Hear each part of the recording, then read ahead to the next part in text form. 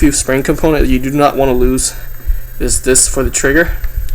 And the way it's reassembled back is you kind of just hold. It's hard to show you on the video, but so you're holding this like that, and my left hand is holding the trigger like so, and you can mimic likewise on the video, and it's just kind of straight goes in like that. And you notice that this small portion, the tip of it, you can see that.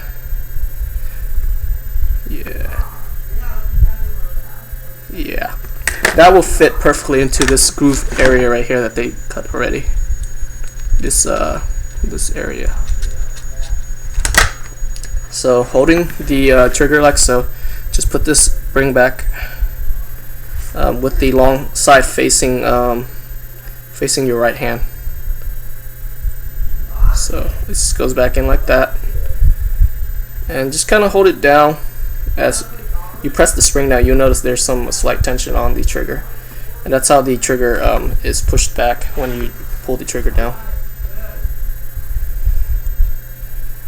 Okay, so to put it back in, it'll be facing the knob. The little knob extending outward will be facing out towards you, and it just goes. I can't really do this two-hand while holding up the gun, so you'll have to bear with me on this one. But what it will look like is I'm trying to put it back into this portion right here, this black rod that will be holding the trigger, which has a hole that you can see here that'll go straight down on it.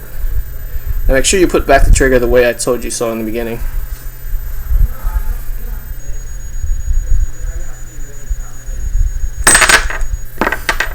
It's a little difficult to work with, especially with all this grease on, and I'm slipping with my fingers quite a bit.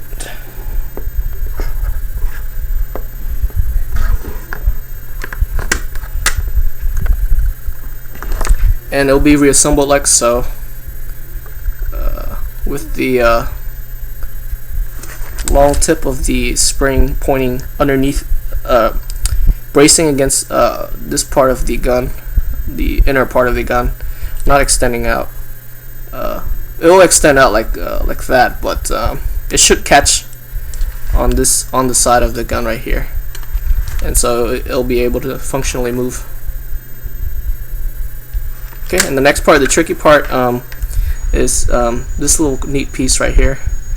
The way it's assembled is there's a hole here, and that will fit perfectly into this part, but it has to go above the sliding pin here, spring here. I did mention earlier that I forgot to include a component in the gun which will fit here for the trigger safety.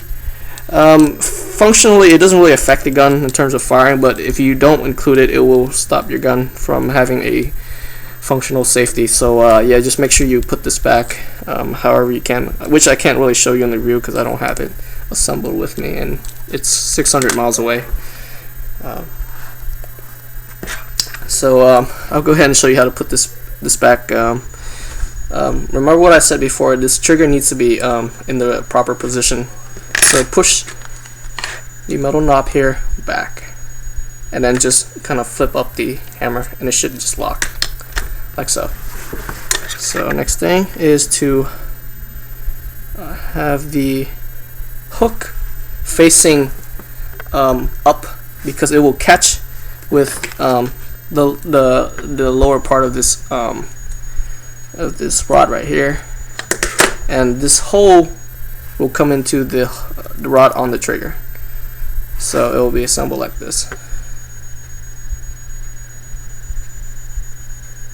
Yes, that's exactly what I want to see. You can see that right there.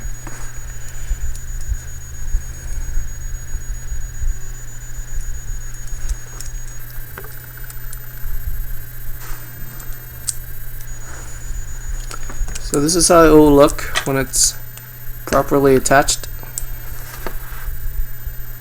with the hook catching onto that. That will that basically operates the trigger. So make sure you keep that well lubed and maintenance. Although you want to avoid using too much lube, because it'll pretty much make your trigger very slippy and you'll jam your gun that way. And just go ahead and put everything back. Make sure you just hold that down. It should just fit perfectly back into the receiver. Make sure this part right here of the hammer goes straight into the hole in the gun. Let me see if I could show you that part right there. But I do like the quality of this metal. I do not know the actual components of this metal, but it feels very sturdy, and I would say it's well reinforced for the function that it's working with, or at least what you need it to be shooting at. Also, this is the hop up. You can adjust it based on your preference right here. I have not disassembled this piece, this chamber piece here completely, but I do say that there is an O-ring that you want to make sure you loop well at that, because that is basically the seal between the magazine and the chamber, and if you have leakages here, you will reduce your FPS dramatically.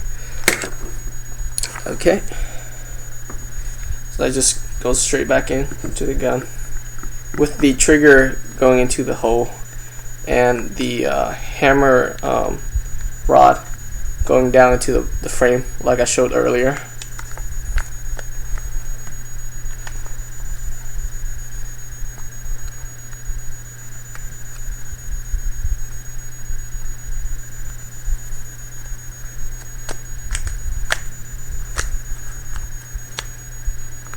Okay.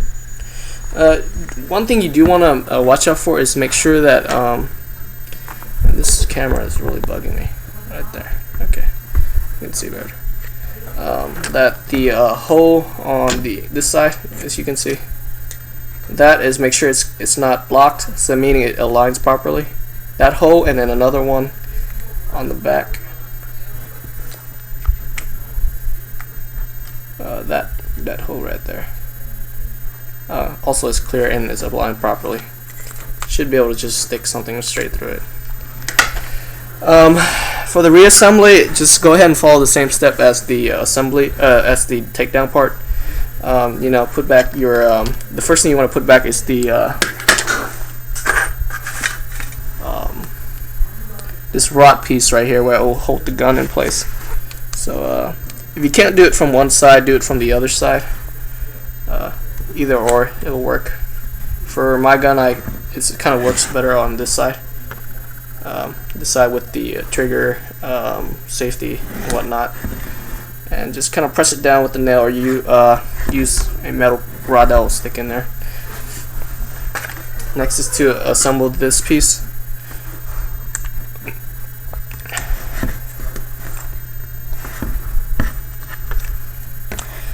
You'll notice you'll have some problem getting this piece to go through all the way. Just kind of gently push it a little bit, because the spring of the trigger kind of extends out there and takes up space between that. So a little bit of brute force will do the job, but not too much, because you don't want to break anything, obviously. And yeah, see, now this goes back in properly. Okay, next I want to put all my screws back and assemble the this piece with the slide. The black piece here in the back. This portion is where the hammer is going to be hitting, so it should go in just like that. So we just put back our slide, starting with the spring thing. Excuse my lack of vocabulary, as I'm not acquainted with much of these airsoft terms. I just know how to get the job done, so to speak. And the slide should just go back in, and remember, like I said, make sure you put this piece back as well, and it should fit snugly tight.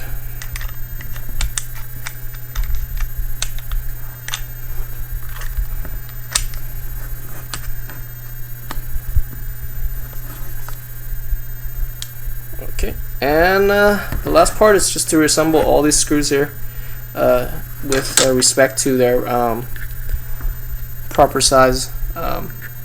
There, and on the opposite side, here, and the final one here. And after that, you just put back the plastic cover, and the gun will be fully assembled. Okay. Alright, this is my review of the WG non-blowback CO2 metal slide version. Hope this has been helpful. That's it.